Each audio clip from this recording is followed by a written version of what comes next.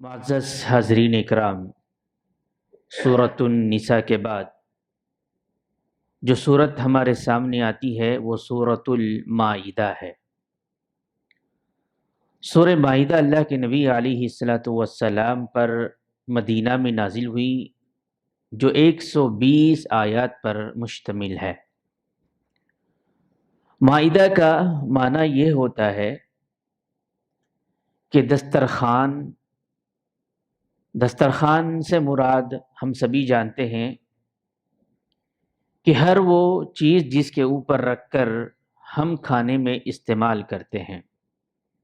خصوصاً حیدرآباد کی تہذیب بڑی مشہور و معروف ہے، پورے ہندوستان پہ نہیں بلکہ پورے دنیا میں، کہ الحمدللہ یہاں کے دسترخوان بڑے نایاب ہوتے ہیں اور ہمہ قسم کی نعمتیں اللہ نے ہمیں عطا کی ہیں۔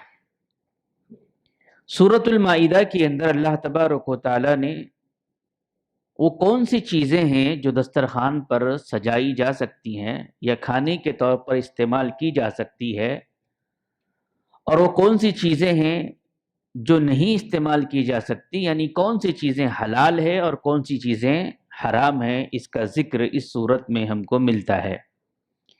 امام ترمذی رحمہ اللہ نے ایک حدیث کو نقل کیا ہے جس کے راوی عبداللہ بن عمر رضی اللہ عنہما ہے۔ وہ بیان کرتے ہیں کہ سورۃ المائدہ اللہ کے نبی صلی اللہ علیہ وسلم پر اترنے والی آخری سورتوں میں سے ایک سورت ہے۔ 114 سورتوں میں سے آخری سورت اس کو شمار کیا گیا ہے۔ امام بخاری، امام مسلم رحمہ اللہ نے اس کی فضیلت میں ایک حدیث نقل کی ہے جس کے راوی جبیر بن نظیر رضی اللہ عنہ ہیں۔ وہ بیان کرتے ہیں کہ میں حج کے لیے گیا تو اما عائشہ رضی اللہ تعالی عنہا کے پاس گیا۔ وہ بیان کرتے ہیں کہ میں حج کے لیے گیا تو اما عائشہ رضی اللہ تعالی عنہ کے پاس گیا تو انہوں نے کہا، اے جبیر کیا تم سورۃ المائدہ پڑھتے ہو؟ تو میں نے کہا ہاں۔ تو اللہ کے نبی صلی اللہ علیہ وسلم کے زوجہ ہماری ماں عائشہ رضی اللہ تعالی عنہا نے بیان کیا کہ یہ آخری صورت ہے جو اللہ کے نبی صلی اللہ علیہ وسلم پر نازل ہوئی ہے، اس میں جو چیزیں حلال بتائی گئی ہیں تم اس کو حلال جانو، اور جو چیزیں اس کے اندر حرام بیان کی گئی ہے تم اس کو حرام سمجھو۔ تو اس سے اس بات کا ہمیں علم ہوتا ہے کہ سورہ مائدہ جب ہم پڑھیں گے، تلاوت کریں گے یا اس کے احکامات کو جاننے کی کوشش کریں گے تو زندگی کا جو مرحلہ ہے جس کے کھانے کے بغیر ممکن نہیں ہے، انسان زندہ نہیں رہتا ہے، تو وہ تمام چیزیں اس کے اندر ذکر کی گئی ہیں۔ اختصار کے ساتھ کچھ باتیں ہم یہاں پر دیکھتے ہیں۔ اس کی آیت نمبر 3 میں اللہ نے فرمایا کہ حرمت علیکم المیتہ، تم پر اللہ تبارک و تعالیٰ نے مردے کو حرام قرار دیا ہے۔ دوسری چیز والدم، خون کو اللہ تبارک و تعالیٰ نے حرام قرار دیا ہے۔ تیسری چیز ولحم الخنزیر، خنزیر کے گوشت کو اللہ تبارک و تعالیٰ نے حرام قرار دیا ہے۔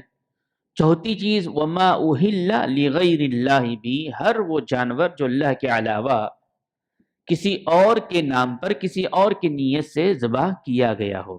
سب سے پہلی چیز مردے کے اندر اگر ہم غور تدبر کرتے ہیں تو مردہ کسے کہتے ہیں؟ ہر وہ جانور جس کی روح قبض ہونے سے پہلے ذبح نہ کیا گیا ہو، بخود وہ اس دنیا سے رخصت ہو گیا ہو۔ اس طرح کے ساری چیزیں اللہ تبارک و تعالیٰ نے جانوروں میں حرام قرار دی ہیں۔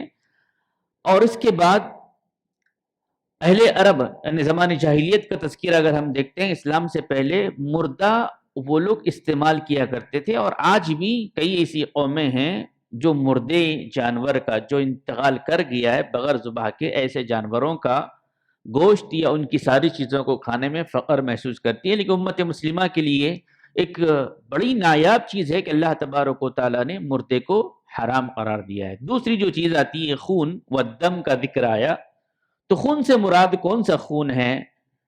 تو اہل علم نے یہ بات لکھی کہ جب جانور کو ذبح کیا جاتا ہے تو جانور کو ذبح کرنے کے ساتھ جب اس کے جسم سے خون بہنا شروع ہوتا ہے تو وہ خون کو کسی پیالے میں، کسی برتن میں جمع کر لیا جاتا ہے، اور یہ خون کی جو اسلام نہیں لائے ان کے پاس بڑی اہمیت ہے، اس کو بڑی اہمیت دے کر اس کی باضابطہ مارکیٹنگ ہوتی ہے، بڑے پیمانے پہ ایک برانڈنگ ہوتی ہے، وہ خرید و فروخت ہوتا ہے نیشنل انٹرنیشنل لیول پر۔ لیکن اسلامی تعلیمات پر اگر ہم دیکھیں تو اللہ کے نبی صلی اللہ علیہ وسلم نے جو چیزیں واضح بیان کی، اور اللہ تعالیٰ نے یہاں قرآن میں بات بیان کی کہ ایسا خون جو جانور کو ذبح کرتے وقت نکلتا ہے اس کو جمع کرنا، اس کا استعمال کرنا حرام ہے۔ تیسری جو چیز آئی ہے خنزیر کے متعلق، خنزیر چاہے وہ جنگلی ہو یا پالتو ہو، کسی بھی طرح کی اس کی قسم جڑتی ہو، یہ تمام خنزیر کے اجزاء، اس کی چربی، اس کا گوشت مکمل طور پر حرام قرار دیا ہے۔ چوتھی جو چیز اس آیت کے اندر آئی وَمَا أُحِلَّ بِهِ لِغَيْرِ اللَّهِ، یہ بات سمجھنے والی ہے۔ ہم میں سے اکثر لوگوں کو اس بات کا علم ہے کہ مردہ حرام ہے، خون کے سلسلے میں ممکن ہے غلط فہمی ہوگی، آج واضح ہو گئی۔ تیسری جو چیز ہے کہ خنزیر کا گوشت حرام ہے، وَمَا أُحِلَّ بِهِ لِغَيْرِ اللَّهِ، چوتھا جو مرحلہ اس آیت میں ہے وہ یہ ہے کہ اللہ کے علاوہ جو بھی جانور ذبح کیا جائے وہ حرام ہے۔ اس کا مطلب کیا ہے؟ آپ دیکھیں عید الاضحیٰ کی مناسبت سے ہم جانور کو ذبح کرتے ہیں، اس کا مقصد کیا ہوتا ہے؟ سنت ابراہیم علیہ الصلوۃ والسلام کو زندہ کرنا، نبی علیہ الصلوۃ والسلام کی تعلیمات پر عمل پیرا ہونا۔ عقیقے کے مناسبت سے بچے اور بچی کی ولادت پر ہم جانور کو ذبح کرتے ہیں، اللہ کے نبی صلی اللہ علیہ وسلم کا حکم ہے، یہ سنت ہے، اور یہاں پر اس اعتبار سے جانور کو ذبح کیا جاتا ہے۔ تیسرے مرحلے میں اگر ہم دیکھیں تو ہماری غذا کے طور پر ہم جانور کو ذبح کرتے ہیں اور غذا کے لیے استعمال کرتے ہیں، اور سارے جانور بسم اللہ اللہ اکبر کے ذریعے ذبح کیے جاتے ہیں۔ وما اہل بہ لغیر اللہ کا مطلب یہ ہے کہ جانور تو بسم اللہ اللہ اکبر کے نام سے ذبح ہو رہا ہے، اس میں کوئی شک نہیں ہے، لیکن مسئلہ یہاں پر یہ ہے کہ انما الاعمال بالنیات، جو جانور ذبح کیا جا رہا ہے کیا وہ اللہ کے لیے حقیقے کی مناسبت سے ہے، یا عید الاضحیٰ کی مناسبت سے ہے، یا غذا کی مناسبت سے ہے، یا پھر کسی نظر و نیاز کی مناسبت سے ہے؟ نظر و نیاز بھی اللہ کی عبادت ہے، اللہ کے لیے ہونی چاہیے، اللہ کے علاوہ۔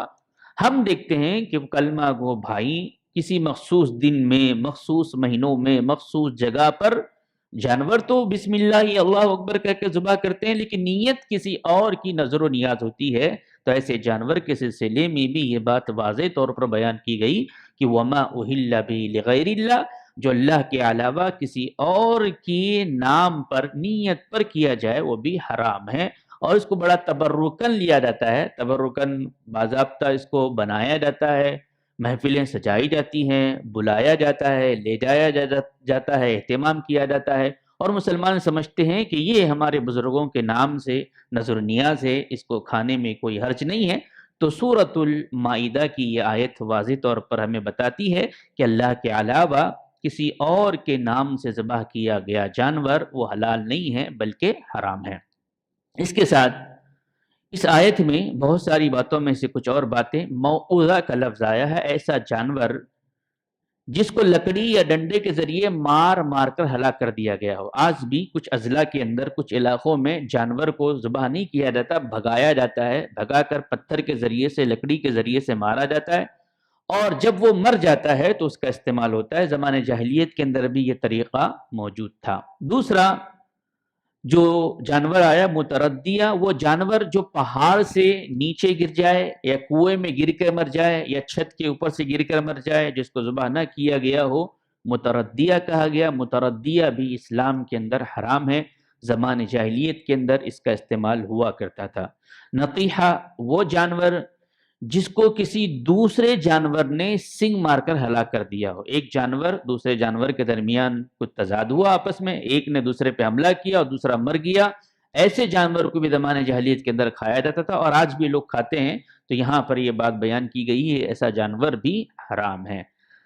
اس کے بعد آیا ہے موعودہ، اور موعودہ کے ساتھ یہ بات آئی متردیہ، موعودہ، نتیحہ، یعنی ایسا جانور جو پہاڑ سے گرا ہو، یا ایسا جانور جس کو جانور نے مارا ہو، یا ایسا جانور جس کو لکڑی سے کسی نے مارا ہو۔ یہ تینوں جانور مرنے سے پہلے، یعنی ان کی روح پرواز ہونے سے پہلے ذبح کر لیا جائے۔ تو ایک حدیث ہم کو ملتی ہے، عبداللہ ابن عباس رضی اللہ عنہ حدیث کے راوی ہیں، علی بن ابی طالب رضی اللہ عنہ کہتے ہیں کہ جمہور فقہا کا مذہب یہ ہے کہ ایسے جانوروں کو ذبح اگر کر لیا جائے تو ایسی صورت میں وہ حلال ہو جائیں گے، حرام نہیں ہوں گے۔ تو اس کے ساتھ یہ کچھ باتیں ہیں جو یہاں پر آئی، تو یہاں سوال یہ پیدا ہوتا ہے کیا ہر مردہ حرام ہے؟ تو یہاں پر دو چیزوں کو الگ کیا گیا ہے۔ پہلی چیز ہے مچھلی کا حکم۔ مچھلی جو سمندر میں پائی جاتی ہیں، آپ سبھی جانتے ہیں، غذا کے طور پر ہم استعمال کرتے ہیں، اس کو زبانی کیا جاتا ہے، بسم اللہ یا اللہ اکبر ہم نہیں پڑھتے ہیں، تو کیا اس کا حکم بھی اس مردے میں شامل ہوگا؟ اللہ کے نبی علیہ الصلوۃ والسلام سے پوچھا گیا تو اللہ کے نبی صلی اللہ علیہ وسلم نے سمندر کے جانوروں کو حلال قرار دیا، اور سورہ مائدہ کی آیت نمبر 16 کے اندر اللہ نے فرمایا احل لکم صید البحر وطعمہ، تمہارے لیے سمندر کا شکار اور کھانا حلال ہے۔ تو مردے کے اندر مچھلی شامل ہے جو حلال کی شکل میں آتی ہے، اور اس کے بعد اور غور تدبر کریں تو ابھی آپ نے دیکھا کہ خون حرام ہے، تو خون میں دو چیزیں ہمارے سامنے آتی ہیں ہماری غذا کے اندر، ایک جس کو ہم کلیجی کہتے ہیں اور دوسری جس کو ہم تلی کہتے ہیں، یہ جانور کے اندر بنتی ہے، یہ بھی خون کا ایک لوتھڑا ہوتا ہے، خون کی شکل ہوتی ہے۔ تو خون کو اللہ نے جب حرام قرار دیا تو کیا یہ خون بھی حرام ہے؟ تو یہاں سمجھنے والی بات یہ ہے کہ جانور کے اندر بننے والی ساری چیزیں جو خون کی شکل میں ہمارے سامنے آ رہی ہے وہ حلال ہے۔ جانور کو ذبح کرتے وقت جو خون استعمال کیا جاتا ہے اس کو اللہ تبارک و تعالیٰ نے حرام قرار دیا ہے۔ اس کے بعد آگے بڑھیں تو اور بات ہمارے سامنے آتی ہے کہ سورۃ المائدہ کی ایک آیت ہے، بڑی مشہور و معروف ہے، الیوم اکملت لکم دینکم واتممت علیکم نعمتی ورضیت لکم الاسلام دینا۔ کئی دفعہ آپ نے اس کے ضمن میں دروس اور خطبات کو سنا ہوگا۔ یہود کہتے ہیں کہ تمہاری قرآن میں ایک آیت ایسی ہے، اگر وہ آیت ہم پر اترتی تو ہم کیا کرتے ہیں، اس دن کو ہم عید مناتے ہیں، ہر سال ہم عید مناتے ہیں، اور وہ آیت ہے الیوم اکملت لکم دینکم۔ تو حضرت عمر رضی اللہ تعالیٰ عنہ کے پاس جب اس بات کا علم ہوا ان کو، تو انہوں نے کہا کہ آپ لوگوں کے علم میں یہ بات نہیں ہے کہ جب آیت اتری تو یہ حجۃ الوداع کا موقع تھا، عید کا موقع تھا، اللہ کے نبی صلی اللہ علیہ وسلم نے اس پر عید منائی ہے، لیکن ہمیں منانے کا حکم نہیں دیا ہے، لیکن ہم اس بات پر خوشی مناتے ہیں کہ اللہ نے ہم کو ایسا دین دیا جو کامل ہے، جو تمہارے پاس کامل نہیں ہے۔ یہ اللہ کے نبی علیہ الصلوۃ والسلام کے صحابی حضرت عمر رضی اللہ تعالیٰ عنہ کا جواب تھا۔ یہاں سے مجھے اور آپ کو جو سبق لینا ہے کہ سب سے پہلے میں اور آپ یہ سمجھیں کہ جس دین کو ہم نے قبول کیا ہے وہ اللہ کا پسندیدہ دین ہے، ان الدین عند اللہ الاسلام۔ یہ بڑی خوش نصیبی میری اور آپ کی ہے کہ اللہ نے اسے دین سے ہمیں جوڑا ہے، اور اس دین کے علاوہ کوئی دین قابل قبول نہیں ہے، اور یہ دین کامل ہے، مکمل ہے۔ جس دن میں اور آپ اس بات کو سمجھ جائیں گے تو ہماری زندگی میں تبدیلی واقع ہوگی۔ کیسے ہوگی؟ رمضان آیا تو رمضان میں ہم نے دیکھا کہ اللہ کے نبی صلی اللہ علیہ وسلم کے اعمال کیا ہے، ہم نے کرنے کی کوشش کی۔ اس کے بعد رمضان سے لے کے اگر محرم سے اگر ہم غور تدبر کریں تو سال کے 12 مہینوں میں محرم کے ساتھ ہمارے ماحول معاشرے میں چیز ہے کہ غم کا مہینہ، ہمیں دیکھنا پڑے گا دین جب کامل ہے تو محرم میں میرے اور آپ کے لیے، امت مسلمہ کے فرد کے لیے کیا احکامات ہے۔ محرم کے ساتھ سفر آیا تو سفر کے اندر ہمارے ماحول معاشرے میں کہ نحوست والا مہینہ ہے، ہمیں دیکھنا ہوگا دین ہمارا کامل ہے، اللہ کے نبی صلی اللہ علیہ وسلم نے مکمل دین پہنچایا ہے، تو کیا محرم کے سلسلے میں کچھ احکامات ہیں، یا شہادت حسین کے نام پر واویلا کرنا ہی محرم ہے؟ اسی طرح اگر سال کے 12 مہینے دیکھیں، محرم ہو، سفر ہو، ربیع الاول کا مہینہ آیا تو نوجوان بڑی محبت کے عقیدت کے ساتھ نعرے لگاتے ہیں، واویلا کرتے ہیں، نبی کی محبت کا دعویٰ کرتے ہیں۔ کیا اللہ کے نبی صلی اللہ علیہ وسلم کے زمانے میں ربیع الاول نہیں آیا؟ کیا صحابہ کرام رضوان اللہ علیہم مجمعین کی زندگی میں نہیں آیا؟ آیا، تو پھر کیسے انہوں نے عمل کیا، ہمیں دیکھنا پڑے گا۔ اللہ تعالیٰ نے ہمارے لیے میزان بنایا ہے، اور میزان یہ ہے کہ فَإِنْ آمَنُوا بِمِثْلِ مَا آمَنْتُمْ بِهِ فَقَدِ اهْتَدَوْا۔ اگر تم ہدایت چاہتے ہو، سیدھا راستہ چاہتے ہو، صراط مستقیم چاہتے ہو، تو تمہیں دیکھنا پڑے گا کہ صحابہ کرام رضوان اللہ علیہ مجمعین نے کیسے اسلام کو سمجھا، کیسے اپنے آپ کو بدلا، چاہے محرم ہو، سفر ہو، ربیع الاول ہو، ربیع الثانی ہو، رجب کا معاملہ ہو، شعبان کا مسئلہ ہو، یا اسی طرح معراج کی رات کا جاگنے کا مسئلہ ہو، یا شوال کے اندر جتنی راتیں ہم شعبان کے اندر 15ویں رات کا مسئلہ ہو، مردوں کا زندہ ہونے کا مسئلہ ہو، جتنے مسائل ہمارے درمیان ہیں وہ سارے مسائل کا حل یہ ہے کہ جس دن ہم یہ سمجھیں گے دین کامل ہے، اور کامل دین سے ہم کو چیز لینی ہے، عمل کرنا ہے، تبھی ہم صراط مستقیم پہ جائیں گے۔ اس کے بعد ایک اور آیت اس کے اندر آتی ہے جو وضو کا ذکر کیا گیا ہے، وضو آپ جانتے ہیں کہاں پر اللہ نے حکم دیا، تو سورہ مائدہ کے اندر ہے، اور پانی میسر نہ ہونے پر تیمم کا ذکر یہاں پر ملتا ہے۔ اسلام بڑا آسان ہے، بشرط ہے کہ ہم اس کو سمجھیں اور اس نیت سے پڑھیں کہ ہم عمل پیرا ہوں گے تو انشاءاللہ ہمارے لیے آسانیاں ہوں گی۔ تو کچھ باتیں اختصار کے ساتھ سورۃ المائدہ سے میں نے آپ کے سامنے رکھی۔ اللہ سے ہم دعا کرتے ہیں کہ اللہ تبارک و تعالی ہمیں قرآن کو پڑھنے، سمجھنے اور اس پر عمل پیرا ہونے کی توفیق عنایت فرمائے۔ اللہ نے جن چیزوں کو حلال رکھا ہے اس کو استعمال کرنے کی توفیق عنایت فرمائے۔ اللہ نے جن چیزوں کو حرام رکھا ہے اس سے ہمیں بچنے کی توفیق عنایت فرمائے۔ اللہ جب تک رکھے دار فانی میں ہمیں ایمان اور اسلام کی حالت میں رکھے، جو ہمارا خاتمہ ہو تو خاتمہ بالخیر کرے۔ آمین ثم آمین، وآخر دعوانا ان الحمد للہ رب العالمین، والسلام علیکم ورحمۃ اللہ وبرکاتہ۔